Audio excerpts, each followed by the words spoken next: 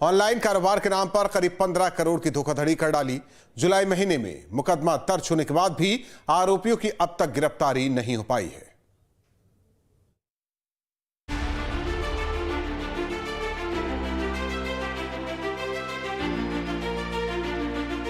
आगरा से हैरान करने वाला धोखाधड़ी का मामला सामने आया, जहां पर जूता कारोबारियों की 20 फैक्ट्रियों से माल समेत 15 करोड़ रुपए का चूना लगाकर एक फर्म गायब हो गई। अब कारोबारियों ने सरकार से मदद की मांग करते हुए अपना पैसा दिलवाने की मांग की है। ताजनगरी आगरा में जूता व्यापारियों से लगभग 15 करोड़ की ठगी का मामला सामने आया है। दरअसल एक फर्जी कंपनी बनाई, ऑनलाइन कंपनी बनाई और उसके साथ व्यापार आगरा के जूता व्यापारियों से शुरू किया गया।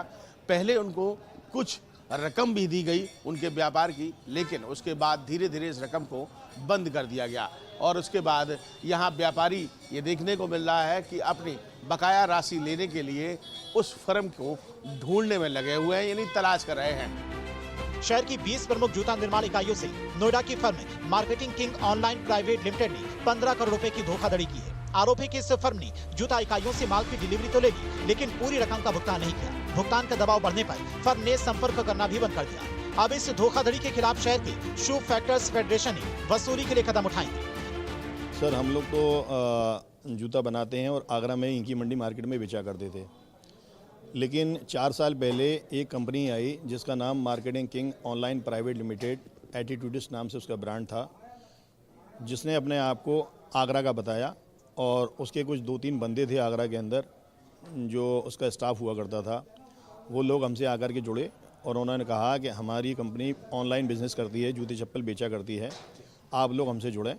और उनके कहने पर उस कंपनी से हम जुड़े, जो हमें वीकली पेमेंट दिया करती थी और बल्क में ऑर्डर प्रोवाइड किया करती। और मेरा दिसंबर 2022 से दिसंबर 2023 तक मेरा उनसे काम चला, जिसमें कि उन्होंने मेरा आधा पेमेंट मुझे दिया और आधा पेमेंट मुझे रोक लिया, ये कह करके आपने हमें टाइमली पेमेंट नहीं दिया, टाइमली हमें माल नहीं दिया। जबकि उनसे हमारा कोई भी ऐसा कमिटमेंट नहीं था कि हम उनको अगर ये माल टाइमली नहीं देंगे तो हमारी पेमेंट नहीं देंगे, ये कोई रिटर्न एग्रीमेंट हमारा उनसे नहीं है। उसके बावजूद जब उनसे हमने कहा कि हमें आपसे काम नहीं करना है, अब हमारी पेमेंट हमें दे दीजिए, हमारी स्थिति बहुत ज़्यादा दयनीय ख़राब हो चुकी है, लेकिन उन्होंने हमारी किसी बात को नहीं सुना। अभी आगरा में कम से कम 25 से 30 लोग हैं जिनके साथ में उन्होंने फ्रॉड किया है, जो हमारी जानकारी में है। लेकिन मैं अपनी बात आपको बता रहा हूँ कि हम जब इकट्ठे होना शुरू हुए, इनको हमने पैसा मांगा, इनके पास चक्कर लगाए, इनके ऑफिस गए, वहाँ से हमें धक्के मार के भगा दिया गया।